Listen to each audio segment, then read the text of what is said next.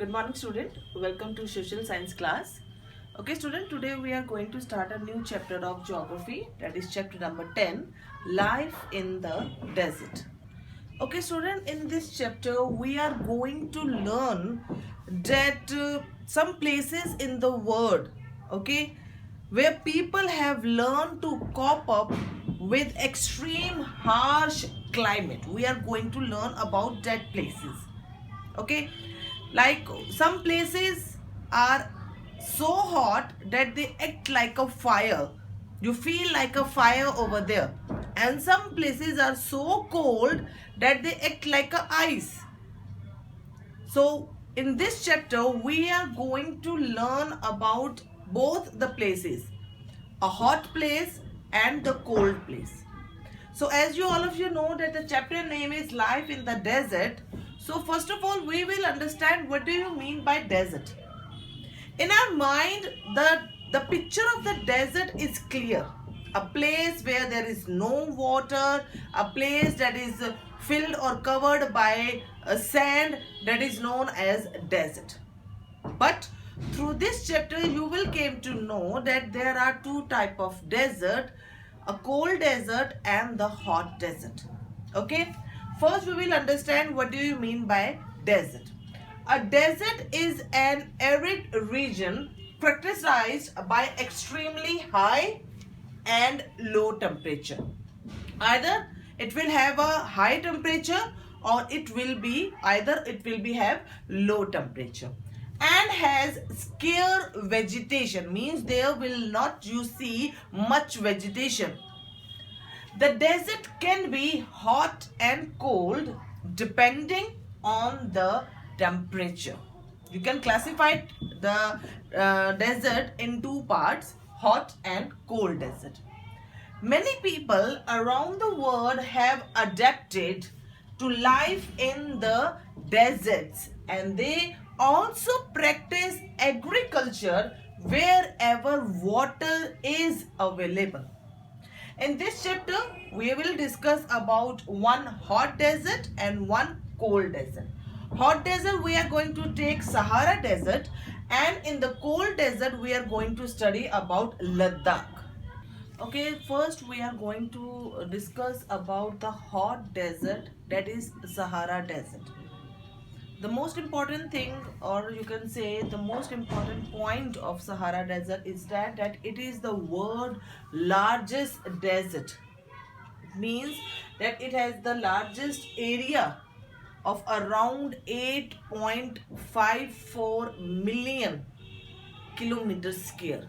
That is the size of Sahara Desert. Second, the Sahara Desert touches 11 countries' boundaries. Okay, these are, so we are going to know about the boundaries of seven names of the 11 countries, that is Algeria, Chad, Egypt, Libya, Mali, Mauritania, Morocco, Niger, Sudan, Tunisia, and Western Sahara. So these are the 11 countries boundaries which are touched by the Sahara Desert. Second thing is, it is not only covered by the sand. Many other things you can find, like it is covered with vast stretch of sands as well as the gravel plains, means some stone, something you can also find over there, an elevated plateau with bare rocky surface, means over there you can find the plateau where the surface is rocky, it's very hard surface, which is more than 2500 meter high at some places. Okay student, now we are going to understand about the climate of Sahara Desert. The first, always keep in mind that the climate of Sahara Desert is very hot and it is dry, and the temperature can reach as high as 50 degrees Celsius during the day. So this is the temperature during the day. So what happened the night? In the night, the night can be freezing cold with the temperature nearly 0 degrees Celsius. So means in the day it is very hot and in the night it is very cold. Now the rainy season. The rainy season is very short. Means the time of the rainy season is very short. The days, why the days are so hot? What is the reason behind it? We will understand that thing. The days are extremely hot because the moisture evaporate very fast. The high temperature heats up the sand and the rocks, which radiates heat and make everything around them hotter. Mean दिन में जो sand और जो stones होते हैं वो बहुत ही गर्म हो जाते हैं, जिसकी वजह से आसपास जितना भी उनके कुछ होता है वो भी गर्म हो जाता है. Now there is an example. In 1922, Algeria in the Sahara Desert, there is a place that is in south of Tripoli, that is in Libya, recorded the highest temperature of, that is 57.7 degree Celsius. Okay, now we are going to understand about the flora and fauna. Means we are going to understand about the vegetation and the wildlife of the Sahara Desert. If I talk about the vegetation, all of you know that the vegetation is scarce. Means very less vegetation you will find over there. Vegetation includes cactus, acacia and date palms you will find over there. In some places, oases, green island with date palm surrounding them can also be found out. Means oasis, so this is the definition of the oasis. Means it's a green island with date palm surrounding around them. It is known as oasis. Camel, hyenas, jackals, fox, scorpions and many varieties of camels and lizards are found over here. You will surprised to know that the Sahara Desert once used to be a lush green plain. Cave painting in Sahara Desert shows that there was a river with crocodiles, elephants, lions, giraffe, ostrich can be seen over here. Cattle and goats were common animals, but what happened then? But due to climatical change, it become very hot and dry regions. So this is about the flora and fauna. Okay, now we are going to understand about the life of the people who lives in these desert, means in Sahara Desert.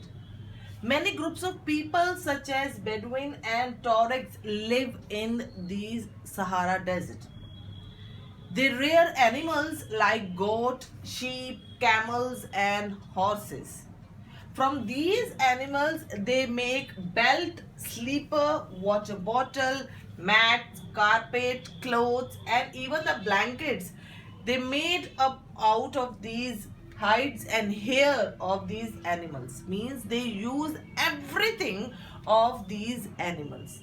If the animals is lived, they use their milk there, and if the animal die, they use their meat and make so many things out of them. Now living in the desert is not an easy task because all the time there is a storm, dust, everything everywhere. So to protect themselves from the hot winds and the dust storm, they wear a heavy rope around themselves. Means they wrap a heavy rope around themselves to protect from the hot wind and the dust storm. People live around the oases in the Sahara and in the Nile Valley. where water is available and grow date palms. Means the people prefer to live near the oasis or the Nile Valley. Now we will talk about the crops. Crops like wheat, rice, barley and beans are also grown here. And the most important thing, that the world's famous Egyptian cotton is also grown in Egypt. Okay, the next topic is the mineral wealth and the cultural landscape of Sahara Desert. You will surprised to know that in Sahara Desert so many minerals can be found, like the discovery of oil in Algeria, Libya and Egypt, and the availability of minerals like iron, phosphorus, manganese and uranium have transformed the economy of the Sahara Desert. As there are so many minerals in the Sahara Desert, the economy, mean the wealth of the Sahara Desert has just increased. The level of wealth has been increased. Now the cultural landscape of the Sahara is changing rapidly with the construction of glass case buildings. Now the picture of Sahara Desert has been changed. You can find the buildings that are made up of glass that rise above mosques and super highways that crisscross the ancient camel path. Means now the people can travel through these highways. Now they don't need to travel through the camels. Now they have highways. Camels have been replaced by trucks in the salt trade. Means in the salt business, before the camel being used to transport from one place to another. But now in the business, instead of camels, trucks are being used. And the tourists have started guiding tourists in the desert. Now they have changed their jobs, changed their occupation. Now they have turned into tourist guide. Now the nomadic herdmen are moving to and settling down in the cities. Now they are moving towards the cities and they are settling down over there, taking up jobs in oil and gas companies. Okay student, this is all for today. Have a nice day.